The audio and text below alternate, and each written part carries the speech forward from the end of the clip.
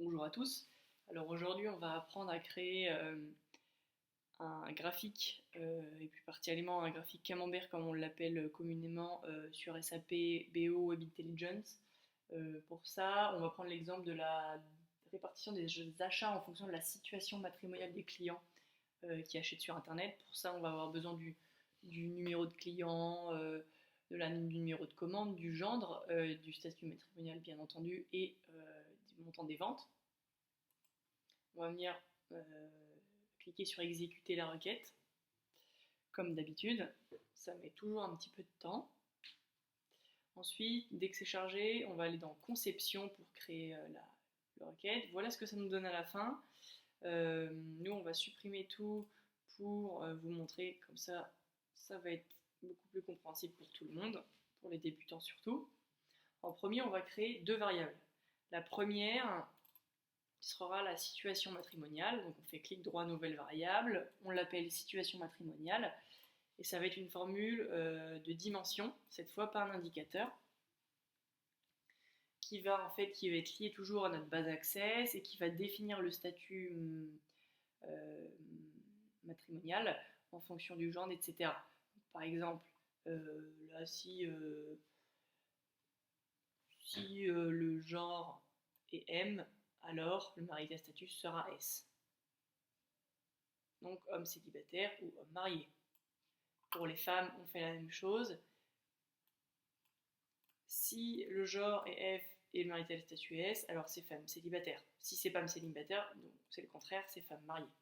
On vérifie la formule, elle est bonne, on valide. Et on va venir créer une deuxième variable, toujours clic droit, nouvelle variable, qui va être le montant des achats. Donc hop, on l'en note ici pour vous montrer. La formule, ça va être juste une somme du montant des ventes. Hop, un indicateur cette fois, on valide. On va venir créer un tableau ici. Normalement, il y en a 4, voilà.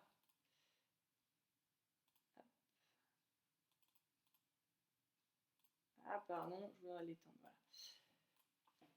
On va ajouter une colonne à droite pour voir le montant des achats en fonction de cette situation-là. Donc, par exemple, on va faire apparaître, en glissant le montant des achats, le montant des femmes mariées. Enfin, le montant total des commandes des clients étant des femmes mariées. Donc là, c'est 7 267 018,37 €. C'est assez parlant maintenant, parce qu'on voit que c'est à peu près bien réparti, mais on va vouloir ajouter un graphique pour que ce soit plus clair. Pour ça, on rien de plus simple, dans éléments de rapport. Aujourd'hui, on va faire un diagramme, donc un diagramme en secteur. Hop, on le met là. Soit on fait clic droit, affecter les données, et là on choisit. Soit on peut directement glisser les deux indicateurs, enfin les deux variables, pardon.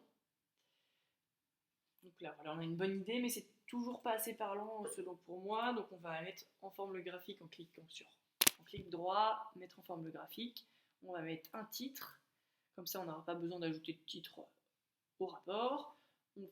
Un titre visible forcément puisqu'on en a un.